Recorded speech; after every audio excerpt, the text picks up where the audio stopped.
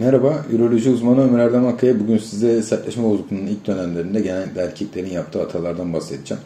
Bu hatalar neden önemli? Eğer bu hatalar yapıldığı zaman çift ilişkisinde büyük yaralar açabiliyor. Bazen geri dönüşü olmayan sıkıntılar meydana gelebiliyor.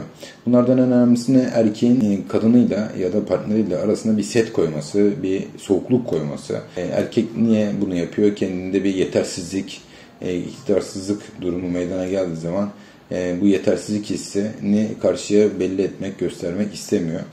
Kadınına yaklaşmıyor. Hatta bana geldiği zaman, bu problemle bana geldiği zaman birçok erkeğin eşinden, nişanlısından, karısından ayrıldığını gördüm. Ne yazık ki. Burada bir sonraki kuracağı ilişki için erkekte aşırı derece stres ve kaygı yaratıyor.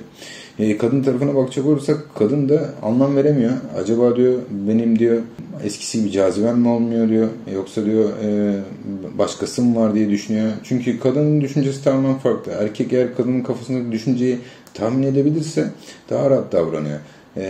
Kadın sertleşmeyi, ereksiyonu erkeğin kolunu oynatması gibi, kolunu aşağı yukarı kaldırması gibi basit bir şey olduğunu düşünebiliyor. Ve diyor bana sertleşmiyor diyor. Bana diyor ereksiyon olmuyor diyor. Acaba diyor üçüncü bir kişim var diye düşünerek erkeğe daha şüpheci, daha sert bir yaklaşım içerisine girebiliyor. Ve ikisi de birbirini bilmeden kırmaya başlıyor bu sefer. Çift ilişkisi darmadağın olabiliyor.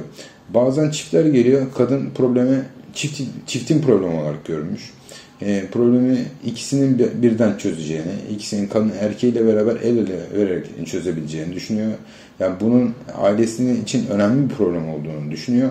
Ve bu çiftler gerçekten geldiği zaman erkeğin kaygısı, stresi çok daha az oluyor. Ve problem üstesinden gelmek hakikaten daha kolay oluyor. Ama bu çiftlerin genellikle birbirine karşı duyduğu sevgi, saygı, güven unsurları gerçekten çok sağlam oluyor. Çünkü birçok erkek partnerine bu problemi anlatamıyor. Yani çekiniyor. En yakınına bile anlatamıyor gerçekten. Çift ilişkisi yaralanıyor diyebiliriz. Onun dışında erkeklerde tabii şöyle bir durum var. Erkeklerde yaş ilerledikçe tam ereksiyona gelme süresi uzuyor.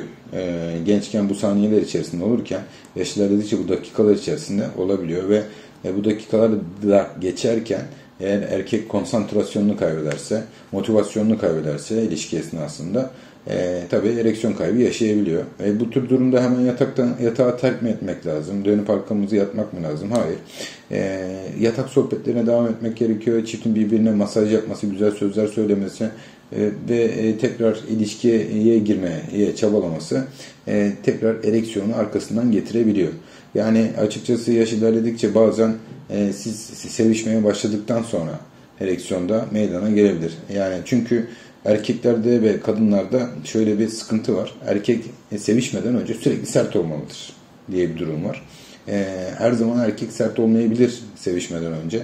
Ama bu zaman içerisinde sonradan erkekte penisin sertleşmesi sevişmeye başladıktan sonra da gelebilir. Tabii kadının dişil enerjisi de çok önemli. Kadının erkeğe verdiği enerji, verdiği elektrik de çok önemli diyebiliriz. Onun dışında erkeklerin yaptığı en büyük hatalardan bir tanesi de bence bu tedaviyi internette ya da arkadaşlarına aldıkları önerilerle yapması. Neden? Çünkü erektil disfonksiyon, sertleşme bozukluğunun bir kısmının tedavi edilebiliyor arkadaşlar. Tedavi edilebilir olanını elinden kaçırabiliyor. Mesela şeker hastalığı olan oluyor. Bize geldiği zaman 400'lerde şekeri gezen, testosteronu ya da vitaminleri, mineralleri çok düşük olan ya da çift ilişkisinde gerçekten onarılabilir, düzeltilebilir sebepler olan kişiler geliyor. Bunlar çok önceden arkadaş tavsiyesiyle ilaçlara başlamışlar. Ama bu arada problemin kendisi, temel problem aşağıda büyüyor.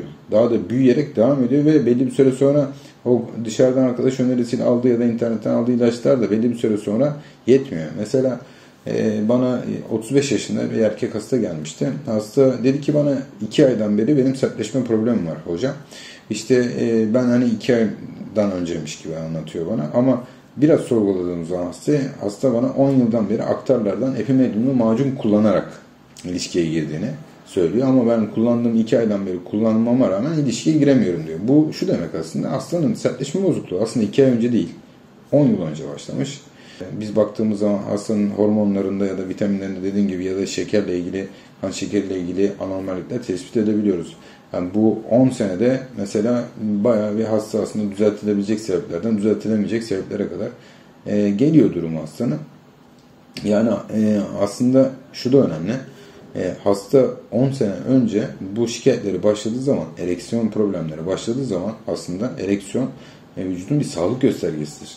Yani bu başlayan problem diyor ki hastaya 5-10 sene sonra bak kalp hastalığı ya da başka bir hastalık başlayabilir, damar hastalıkları başlayabilir diyor. Yani bu sertleşme bozukluğu başlayan, şikayetleri başlayan hastaların bir kısmında 5-10 sene sonra stroke, kalp krizi, damar tıkanıklıkları gibi problemler de baş göstermeye başlıyor. O yüzden hasta bunları bir önlem alması gerekiyor. Sadece sertleşmeyle ilgili değil, yaşam tarzı olsun, beslenmesi olsun, spor yapması olsun, birçok şeye dikkat etmesi gerekiyor. Hormon profiline dikkat etmesi gerekiyor dediğim gibi. Sonuçta sertleşme, ereksiyon sadece bir ilaca bağlı olan bir olay değil. Bütün vücudun fonksiyonlarının hem ruhsal hem fiziksel olarak sağlam olması gerekiyor. Hem de çift ilişkisinin de güçlü unsurlar üzerine kurulması gerekiyor dediğim gibi. Dinlediğiniz için teşekkürler. Saygılarımla.